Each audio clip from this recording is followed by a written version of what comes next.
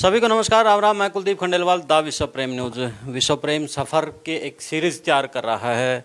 जिन लोगों ने अपनी ज़िंदगी में सफ़र करके एक मुकाम हासिल किया है, उस मुकाम का जो सुकून है वो किस प्रकार का है। शुरुआत में जब बचपना था तो किस तरह का जीवन था, जवानी आई तो किस तरह का जीवन था। आज हमारे साथ शख्सियत है राजकुमार सैनी जी। तो राजकुमार सैनी जी को आप सब जानते हैं, क्योंकि वो पिछड़ा वर्ग या फिर जिस तरह की राजनीति की है वो दबंग कहलाए हैं। सरकार से भी जब उन्होंने पंगा लिया तो वो डरे नहीं, डटे नहीं, समाज के साथ खड़े हुए। खैर, वो एक अलग इंटरव्यू होगा। तो सैनी साहब बताएं कि आपका जीवन बचपन से लेकर के आज तक का कैसा रहा। जो बचपन के दिन थे, पढ़ाई के दौरान आपके जो माता पिता हैं, किस तरह का उन्होंने आपको एजुकेशन दिलाई, क्या रहा आपके जीवन के बारे में बताएं। देखिए खंडेलवाल साहब, मैं सभी दर्शकों को सबसे पहले प्रणाम करता हूं। आज आप जिस भाव से पूछना चाह रहे हैं, वैसे तो अपने मुंह से बात कही अच्छी नहीं लगती, लेकिन मैंने जो आखिरी लाइन होती है गरीबी की, वो मैंने देखी है। क्योंकि मेरे घर पे 1 इंच ज़मीन नहीं थी जब हम पैदा हुए। हम तो नहान वाले राजा के, हमारे बाबा जी एक इंतजामिया जिसको सुपरविजन कहते हैं वो किया करते थे। और लेटर ऑन जब पढ़ाई का समय था, हमारे 10 किलोमीटर तक कोई स्कूल नहीं था। ऐसा होता है कि एक जो पढ़ने लिखने का जो एक रुआब पैदा हुआ। मैंने पहली पक्की में जब दाखिला लिया था और उससे 10वीं तक मैंने वजीफा लिया और मैं मॉनिटर ही रहा। जाना चाहे वो प्राइमरी स्कूल था, चाहे वो सीनियर सेकेंडरी स्कूल था नारायणगढ़, उसमें मैं मॉनिटर के तौर पर काम करता था अपने क्लास। आज भी मॉनिटर की ही भूमिका निभा रहे हैं आज। बस मैं खंडेलवाल जी यही बात कहूँगा कि भाव मेरे तब भी यही थे कि मैं क्लास में कभी पीछे नहीं बैठता था, सबसे आगे बैठता था। और मैथ में मैं 100% नंबर ही लिए 10वीं क्लास तक। कभी मैथ में जो है ना, ये नहीं कि 99 या 90% रहे हों। हमेशा कैलकुलेशन के ऊपर ही मैंने अपना जीवन बसर किया है, बस इतना देख करके। लेकिन जब माता पिता के पास ज़मीन नहीं थी, बाणे पाँव, मतलब जब जूती पैर में नहीं होती थी तो 10 किलोमीटर बिना जूती से सर्दियों के दिनों में या गर्मियों के दिनों में सड़क तपी होती थी या बर्फ़ पड़ी होती थी, तो जब जाया करते थे तो कई बार तो जो न रास्ते में धूनी लगा करके भी सेका करते थे। दो आने की फीस लगती थी, 6 पैसे का एक अन्ना होता था। और 2 अन्ने भी मेरे पिताजी से कभी घर से कैश नहीं मिले, वो भी लाला की बाही में 2 रुपये सैकड़े के ऊपर लिखे जाते थे। वो ऐसी स्थिति भी मैंने देखी है कि जो मार्च और फरवरी का महीना होता है, उसमें हमारे घर पर कई बार जो है ना, कई परिस्थितियां ऐसी रही कि दाने मुक गए और ऊपर से फसल अभी देरी है मार्च के महीने में 10 दिन की, 15 दिन की, और उधार भी नहीं मिल रहा और पैसे भी नहीं है। ऐसी परिस्थिति में कच्ची कणक काट करके भून करके भी 3-3, 4-4 दिन गुजारा किया हुआ है। और 4 रुपए की बाल मजदूरी मैंने की हुई है। स्कूल में जाने के बाद हम लकड़ी काटने वालों के पास वो छोटी छोटी गठीरियाँ जो होती थी वो बोरियों में भर के दिया करते थे। 1 बोरी का 1 रुपया मिलता था, उसमें भी हम 2-4 रुपये कमा लेते, 4 बोरी भर के।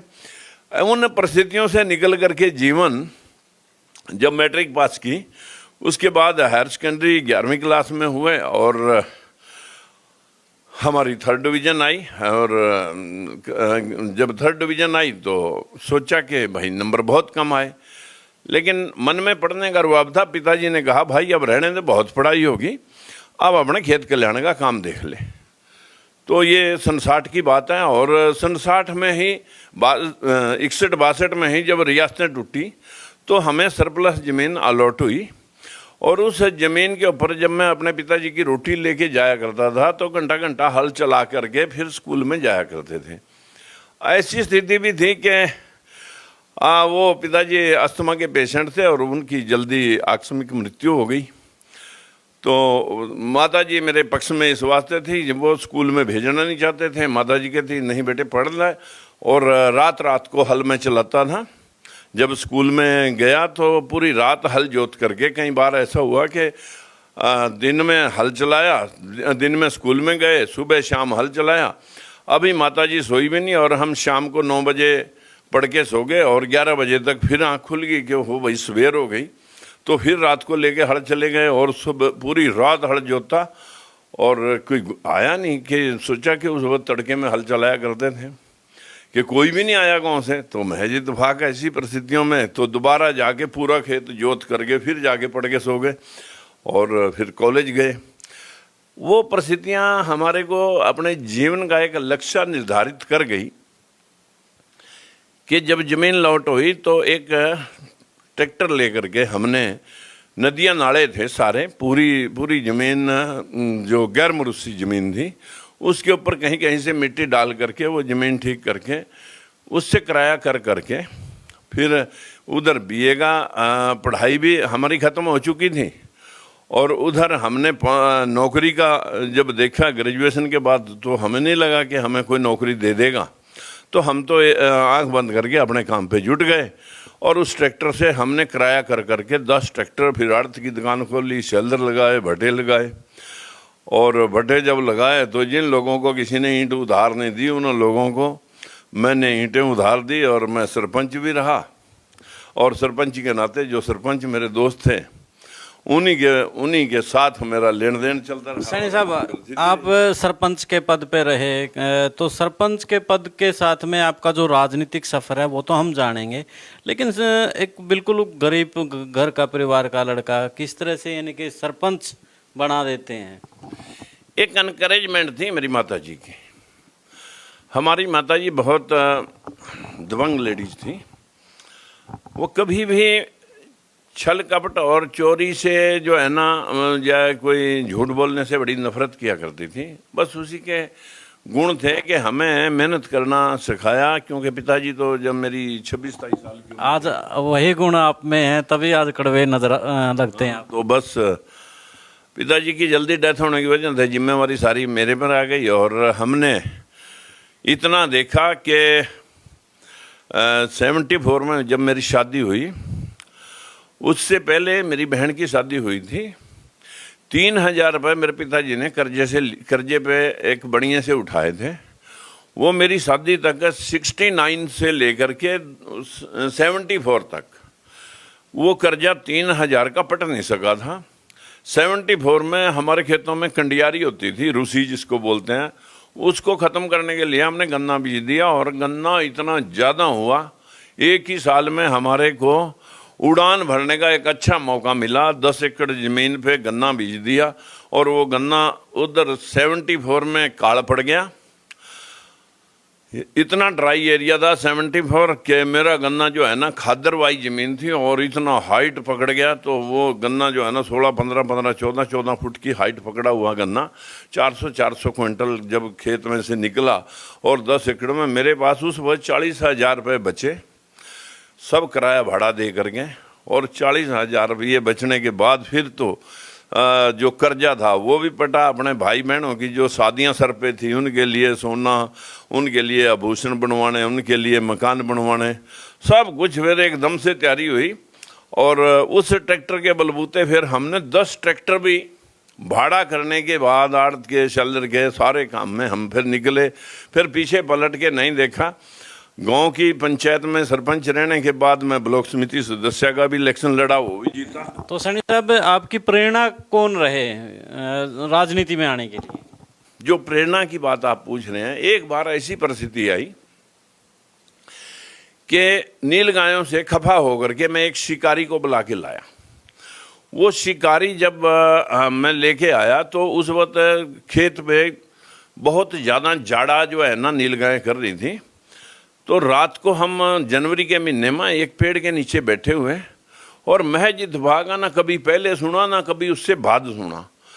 ये जंगल जो है हमारे गांव के पास में, ये हिमाचल तक टच है और उसमें इत्तेफाक से कोई शेर आ गया और वो शेर चलता चलता चलता चलता 100 फुट की दूरी तक हमारे नज़दीक तक पहुंच गया। हमने शिकारी को कहा, हम दोनों भाई बैठे और कहा भाई इसको चला गोली। बोलिया गोली अगर अंधेरे में ना लगी, देखिए इसकी आंखें इतनी जग रही हैं जैसे चांद की चांदनी रात थी और सामने खड़ा दिखाई दे रहा है और उसकी आंखें जग रही हैं। तो मैंने कहा सामने दिखाई दे रहा है। बोलिया भाई फिर भी मेरे पास 2 ही राउंड हैं और मेरा जो है ना रिश्तेदार वो राउंड लेके वहाँ पीछे घर पे रह गया। अब मुझे नहीं मालूम था कि यहाँ शेर आता है। अब बड़ी मुशक्कत है। बोला आप भागना नहीं, जब तक मैं बंदूक तान के रखूँगा तब तक शेर हटेगा नहीं, और शेर का अगर नज़दीक आ जाएगा एकदम से रुकेगा नहीं तो फिर नज़दीक आए पर चलाऊँगा, और मैं एक बार बंदूक रख के देख लेता हूँ। उसने बंदूक रख के अपना सर, शिकारी ने अपना सर नीचे कर लिया और हमारे बाजुओं के ऊपर हाथ रख लिए कि आप भाग ना जाएं। मैंने कहा हम भागेंगे नहीं, अगर आपका ये लकूना सेट बैठता है तो देख लेना, अन्यथा भाई आज मौत तो सामने खड़ी है। जैसे ही उसने बंदूक नीचे रखी और शेर आहिस्ता आहिस्ता आहिस्ता आहिस्ता निकल गया।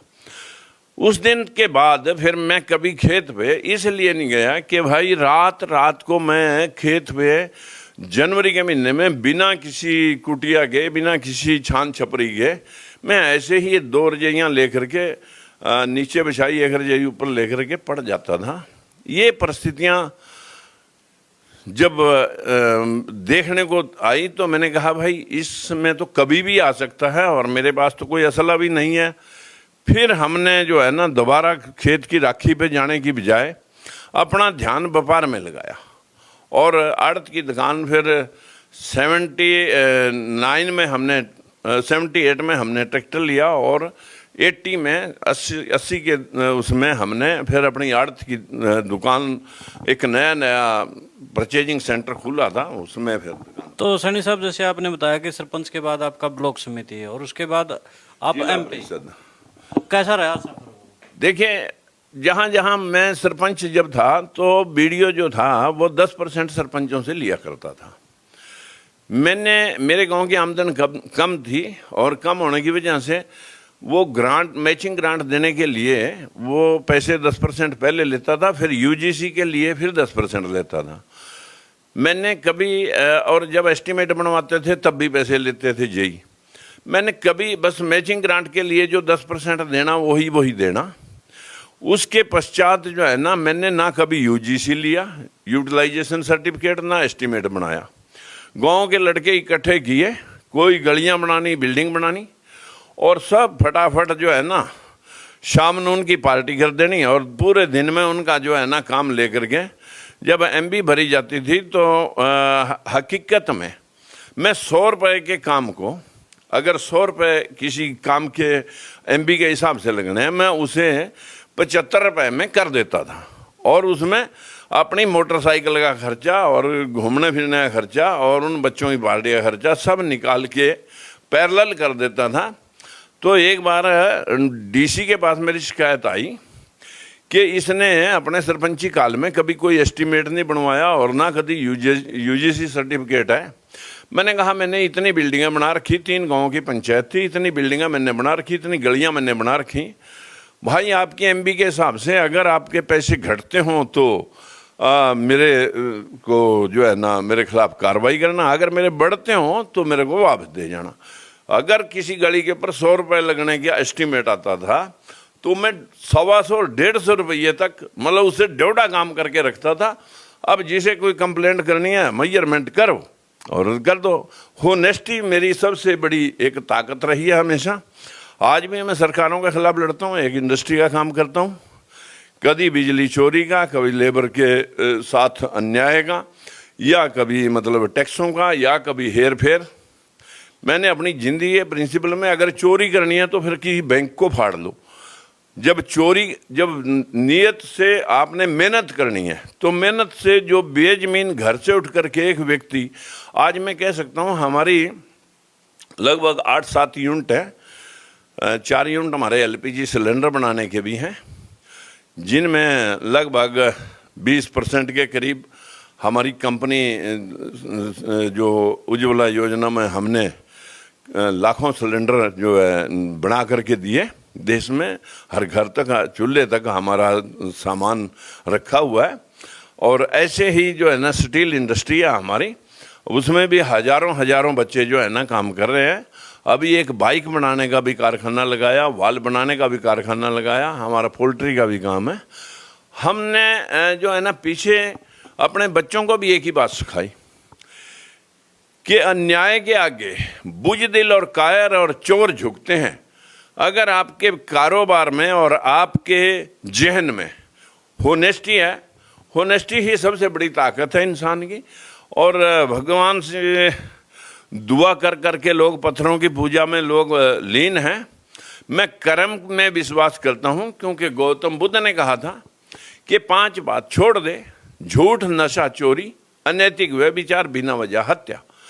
ये 5 बात छोड़ने के बाद इंसान अगर मानवता के लिए काम करे तो लोग उसे, जितने कबीरदास है, गुरु नानक देव है, गुरु गोविंद सिंह है, गुरु तेग बहादुर है, या यूं कहोगे महात्मा ज्योतिबा फूले है, भीमराव अम्बेडकर है, ये जितने भी महापुरुष, गौतम बुद्ध है, जितने भी लोग दुनिया पे आए, जिन लोगों ने मानवता के लिए काम किया, पहले अपने जीवन काल में उन लोगों को सम्मान मिला, जाने के बाद महापुरुष कहलाए, उसके पश्चात लोगों ने उनको भगवान का दर्जा दिया। मैं भाव बस एक रखता हूँ, भेदभाव चाहे मेरा बाप भी करे, मैं उसके साथ भी भिड़ने में 1 मिनट नहीं लगाता, क्योंकि मुझे बर्दाश्त नहीं है भेदभाव। भेदभाव मेरा एक बेटा है, मेरे भाइयों के एक के 3 बेटे हैं, एक भाई के 2 बेटे हैं, लेकिन हमने अपना पूरा कारोबार 9 जगह डिवाइड कर रखा बराबर।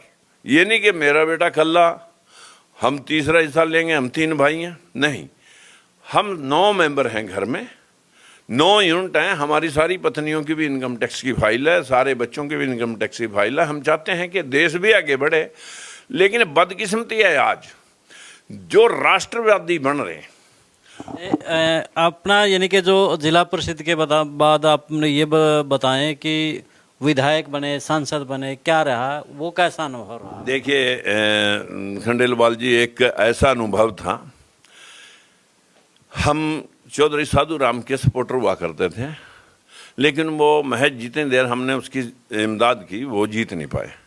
लेकिन मेरी जानकारी इतनी हो गई, जिला परिषद के इलेक्शन के बाद मैंने एक फेयरवेल पार्टी दी, उसमें ओम प्रकाश चौटाला और फूलचंद मलाना कांग्रेस के प्रदेश अध्यक्ष दोनों इकट्ठे आए। लोग लगे कहने कि भाई आप जो है ना किस तरफ जाना है, तो 2-2 नेता इनलो वाले भी और इस वाले कांग्रेस वाले एक ही मंच के ऊपर अलग अलग टाइम में आपके पूरा दिन फेयरवेल पार्टी में आए, किधर जाना, कौन सी पार्टी में मिक्स होना, कौन सी पार्टी में मिलना। मैंने कहा इन दोनों पे नहीं मिलना, क्योंकि बंसीलाल हरियाणा निर्माता कहलाता था। मैं कहा भाई उसके साथ चलेंगे, बोले उसका तो यहाँ कोई है ही नहीं। मैं कहा उसके हम हो जाएंगे। और जब हमने उसकी पार्टी के लिए वर्चस्व रात और दिन गीत गाए, रात के 10 बजे दिन में अपना काम करना, 9 बजे गाड़ी लेके निकलना और सारे एरिया में लाउड स्पीकरों से पूरे में प्रचार करना। लोग अपने आप रात को 11 बजे समझ लेते थे, जब मेरा लाउड स्पीकर बंसीलाल एक गीत गाता हुआ निकलता था, कब राजकुमार सैनी जा रहा होगा। लेकिन इतनी मेहनत के बाद जब हम विधायक बने, विधायक बनने के बाद हमें ये एहसास हुआ कि भाई ये हरियाणा निर्माता तो नौटंकी कर रहा है। 5 भर्तियों में इस व्यक्ति ने SC और BC के 10-10% से आगे लोग नहीं लगाए। ये भेदभाव दूसरी पार्टियों के ऊपर, कांग्रेस के ऊपर लगाते थे हम, लेकिन ये तो उनसे भी ज़्यादा जो है ना चोर निकला। तो उसके खिलाफ हम जब खड़े हुए, इन्हें पार्टी से निकाले, फिर पार्टी से निकाले तो सारे MLAs के अंदर आक्रोश तो था ही, और हम सब ने मिलकर बंसीलाल को हटा दिया और ओम प्रकाश चौटाला की सरकार बना दी। अब ओम प्रकाश चौटाला 3200 मास्टर लगाता है, और जिस 3200 मास्टरों की भर्ती में दलित और पिछड़े के लगभग 70% लोग मेरिट में थे। चौटाला ने वो लिस्ट फाड़ के और अपने लोग लगा दिए और उस अफसर के खिलाफ FIR लॉन्च करा दी। और जब FIR लॉन्च होगी वो तो अंदर गया जेल में, और इसने वो भर्ती, हमने जब इसका विरोध किया कि ये जाति है, ये एक किस्म से अनहोना काम आप कर रहे हो, और मीडिया में जैसे ही वो भर्ती का रिकॉर्ड उछला, हमने रिकॉर्ड लेकर के उससे गुप्ता दें और उसको जब मीडिया में दिया तो उसके बाद मीडिया ने जो है ना उसको पूरा देश में फैला दिया। ओम प्रकाश चौटाला 10 साल की जेल काट के अब बाहर आया, अब आय से अधिक संपत्ति में अंदर गया। तो जो सांसद का रहा आपका, तो वो सफर कैसा रहा? देखिए, मैं बंसीलाल की सरकार में भी मंत्री था और ओम प्रकाश चौटाला की सरकार में भी मंत्री रहा मैं। जैसे जब हमने विरोध किया तो उसने हमें निकाल दिया। उसके पश्चात मैंने अपनी पार्टी बनाई और अपनी पार्टी से चुनाव लड़ा गरीब तबके के भेदभाव के खिलाफ। लेकिन इन गरीब आदमियों को कोई पता नहीं है। इनके लिए तो जो बड़ी बड़ी पार्टियां हमारे बीच में से, सारी पार्टियां, सारी जातियों में से एक एक आदमी दिखावे के तौर पर, जैसे दुकानों के ऊपर पुतले खड़े होते हैं पोशाक बुरा के, ऐसे ही पोशाकें लगा करके इनको गद्दी पे बैठा देते हैं। इनके कहने से एक चपड़ासी भर्ती नहीं होता। लेकिन हम तो जब हमारा कहना नहीं मानता था, हमने तो सरकारों को चलता कर दिया। यही बीजेपी है। 2011 में मैं बीजेपी में शामिल हुआ, अपनी उस पार्टी से भी चुनाव लड़ा, लेकिन लोगों ने साथ नहीं दिया। कुछ समय के बाद मैं 2011 में जब बीजेपी में शामिल हुआ, उस वक्त जो है ऐसी स्थिति थी कि बीजेपी का कोई नाम नहीं ले रहा था, क्योंकि बीजेपी बैसाखियों के सहारे चलती थी। तब तक या तो बंसीलाल के सहारे, कभी चौटाला के सहारे चलती थी। लेकिन जब हमने पूरा प्रचार किया, अपने क्षेत्र से स्टार्ट हुई और बीजेपी की एमपी की सीट मैंने कुरुक्षेत्र से जीती। ओम प्रकाश जिंदल को 2 श्रेणी खड़े होने के पश्चात हुई, मैंने लगभग 1.5 लाख 1,31,000 वोटों से हराया।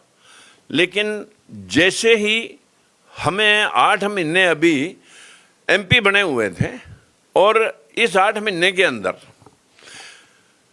यूं कहूं कि वक्त का तकाजा है कि सुप्रीम कोर्ट में एक फैसला पिछले 6 साल से चल रहा था कि आरक्षण, कुछ जनरल जातियां आरक्षण के ऊपर अधिकार जमाए बैठी हैं, जो कि भूपेंद्र सिंह हुड्डा ने झूठे कागजों के माध्यम से नकली कागज पेश करके कैबिनेट के जरिए बिना किसी आयोग की रिपोर्ट के बिना अपने लोगों को 9 स्टेटों में आरक्षण दिलवाया।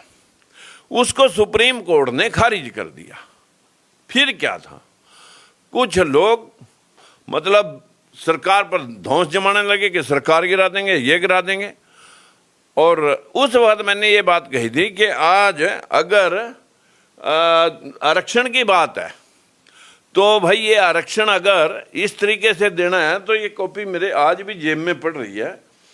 ये जो था उस वक्त का विचार, मैंने उसी दिन कहा था कि आरक्षण अगर जाटों को भी चाहिए, मैंने ये नहीं कहा कि जाटों को आरक्षण क्यों दे रहे, कि अगर जाटों को भी आरक्षण चाहिए और दूसरी जातियों, संपन्न जातियों को भी आरक्षण चाहिए, तो क्यों ना ये आरक्षण 100% कर दिया जाए।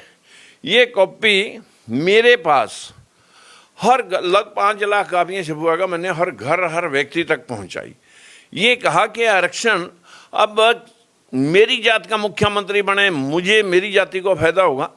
अगर हम इसको परमानेंटली आरक्षण का आधार 1947 माने, 1931 माने या आज का मान लें, एक बार जातिगत जनगणना करके 100% आरक्षण सभी जातियों का सुनिश्चित कर दो कि हर जाति में पढ़े लिखे लोग हैं, सबका हिस्सा सबको मिल जाए।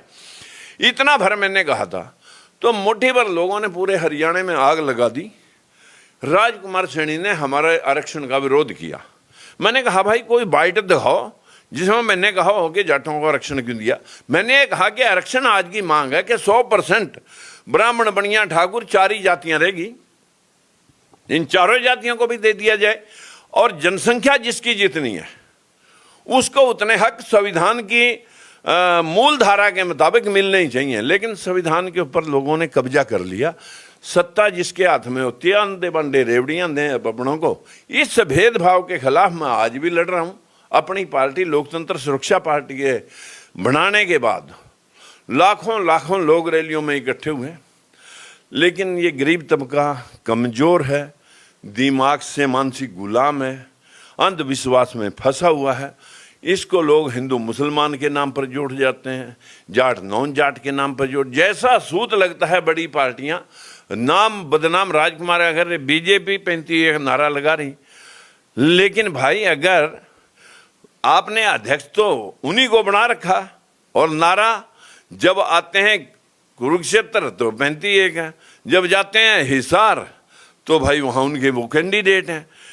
एक हांडी में दो दो पेट करके बीजेपी वालों ने लोगों को इस कदर पूरे देश को गुमराह कर दिया कि 20% मुस्लिम 80% हिंदुओं को खा जाएगा। जब तो ये हिंदू कहीं खतरे में नहीं आया, जब पूरे देश पर मुगलों का शासन था, उस वक्त तो ये सारे सीपे सलार जो आज हिंदुइज्म फैला रहे हैं, उस वक्त तो अकबर के दरबार में भी 9 रत्न यही हुआ करते थे, जहांगीर के पास भी और दूसरे राजाओं के पास, शेरशाह सूरी के पास भी। ये सारे उस वक्त तो इनको मुस्लिम दिखा नहीं, अब इनको मुसलमान और हिंदू बना करके अपनी राजनीति कर रहे हैं। धन्यवाद सैनी साहब। तो सैनी साहब का जो सफ़र रहा है, किस प्रकार से यानी कि इन्होंने बड़ी यानी कि मेहनत की है ज़िंदगी के अंदर, शुरुआत की, फिर सरपंची से लेकर के जिला परिषद, विधायक और MP तक, और आज लोकतंत्र सुरक्षा पार्टी को ये चला रहे हैं। तो